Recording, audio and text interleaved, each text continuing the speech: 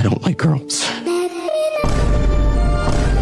Send him 2-3 years Dagestan and forget. Let's have some violence. What can I say about Stranger Things that hasn't already been said before? For a show that's been on TV for the better part of a decade, it certainly had its highs and its lows. Now we are here. We are at the end. Stranger Things is done. Volume 2 has wrapped up and, well, did they stick the landing? Well, they stuck it all right, but they definitely stumbled across the way.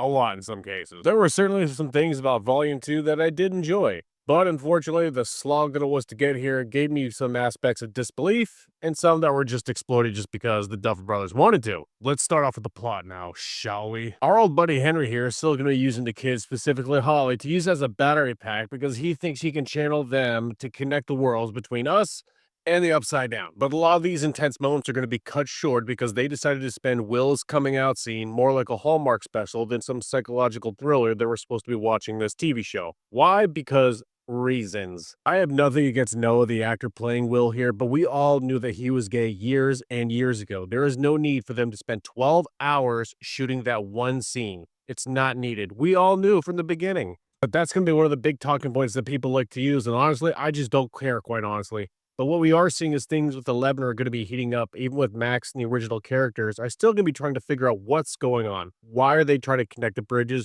What's Vecna really trying to do? If Vecna was smart, he would have killed these new characters that the Duffer Brothers tried to introduce. They bared no importance on this show. And when you're starting off with the finale now at this point, introducing new characters does not help. So Max, 11, and their old friend Lumpy here have to find a way to disrupt Vecna and take down his psychological connection to destroy the bridge. So Mr. Sinister has a quick question about this. So Lumpy here has the chance to kill Henry, aka Vecna, but she has to get out a famous monologue first and says, "Goodbye, brother." Why? Why?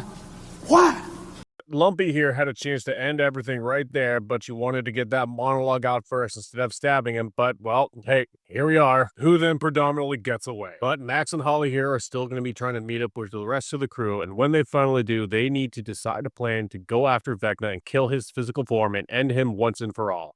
But before you know it, they do decide to give some backstory on Henry from when he was even a little child. And what exactly happened to him? What made him this way? And well, yeah, I got a lot of questions about this. Okay, so we know Henry as we see him now, but Henry was also an 8-year-old boy that wandered into a cave when he heard someone screaming for help. And of course, we have Holly and Max who are witnessing all of these events right in front of them, and they got a lot of questions. But as soon as young Henry here finds a man with a briefcase, he shoots Henry in the fucking hand. But that's okay, the 8-year-old that just got shot in the hand still can use it clearly enough to bludgeon that man to death with a rock. Oh, okay.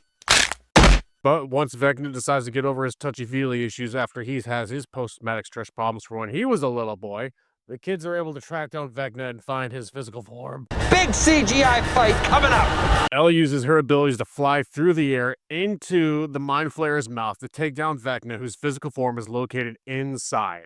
I'm just thinking I've seen this somewhere before.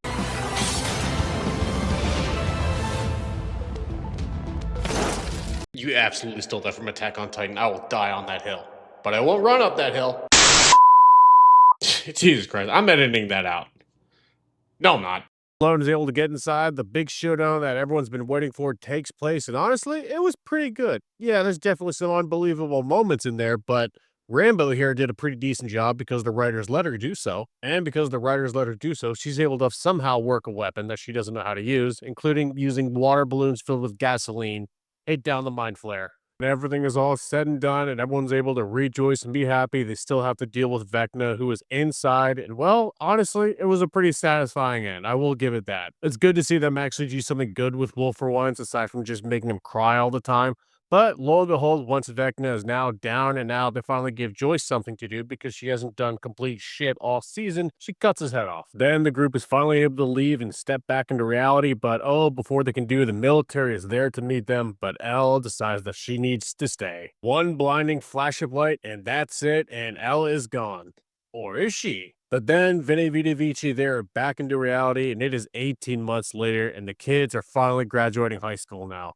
Let me know in the comment section below. Do you believe that 11 is truly gone, or are they going to use her for another sequel? It is nice to see that they did try to put a bow on this series the best way possible, with them finally graduating high school, getting back to a sense of normalcy, even though it's going to be a little easier for some than others, especially Mike. There are definitely a few things about this series that they did not even have a chance to address yet that is still just leaving a lot of unanswered questions, but there's going to be a lot of changes at the end of this season also. Do you remember this little love triangle right here? Well, no idea what's going on with this group right here, but I can definitely see a few middle-aged wine models in the near future here. Some just want to go about their own separate lives, some chose to go to different directions, and one decided to just completely drop out of college. I'll let you decide which one. Hopper decides to finally do the right thing by Joyce and finally puts a ring on that finger. The guy acts like he's been busy for the past decade or something. Will's doing his own thing, and yeah, we can all pretty much guess what that is. Being comfortable with himself, and hey, alright, that's fine. What's not fine is leaving me with a few questions still. What happened with Linda Hamilton's character? Who was her boss? What were her orders? What was she specifically supposed to do? Not to mention that Hopper and everyone else killed all those soldiers. You know, the ones that had family, that had no idea what was going on really, but I guess they could all stay in the Upside Down like it's their own personal play space now, but sure, I'll go with it. I can understand why the writers wanted to wrap this show up as much as they can and put everything in a nice, concise order, but unfortunately, they didn't do it the best way possible. When you introduce new characters right in the finale, it's going to confuse them and dilute them. A lot of characters in Stranger Things were just hanging around, waiting for something to do until they could have been at least somewhat useful. I can't deny that over the past 9 years or so, going on 10 years, that Stranger Things hasn't brought me some joy in a lot of times. I do have to say, I do give them credit for what they were able to do when it was appropriate, but some things that they just tried to do in the consecutive orders of the conclusion just did not work out at all. I thought maybe they were going to kill off some of the main characters and at least give us a little more tension for them, let us feel something a little bit more emotional for these guys. But whenever there was all said and done, over the years, everything, I do have to say that I have enjoyed this show. And even though season 5 was a bit messy in the beginning and the ending wasn't exactly what I thought, I still have to give them credit for tying up what they could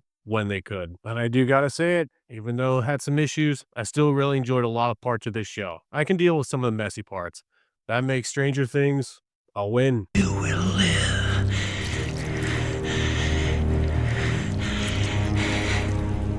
You will live. And as always, until we meet again.